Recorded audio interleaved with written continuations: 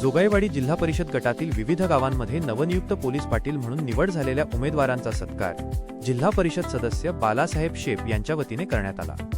जोगाईवाडी गटाच्या वतीने आयोजित या कार्यक्रमात नवनियुक्त पोलीस पाटलांना पुढील कार्यासाठी शुभेच्छा देण्यात आल्या। सत्कार करण्यात आलेले पोलीस पाटील या प्रसंगी खालील नवनियुक्त पोलीस पाटलांचा सन्मान करण्यात आला। आकाश विशंभर चामनर एल्डा, अशोक हरिदास गडदे चिंचखंडी, सूर्यभान साहेबराव राठोड कुरणवाडी, सतीश सुरेश तूप समुद्रे पठाण मांडवा, श्रीकृष्ण विष्णू राठोड राजेवाडी, तुकाराम कुंडगर दगडवाडी, शेख समीना बेगम अब्दुल गणी पिंपळा धायगुडा, कौशल्या गडदे महमदापूर।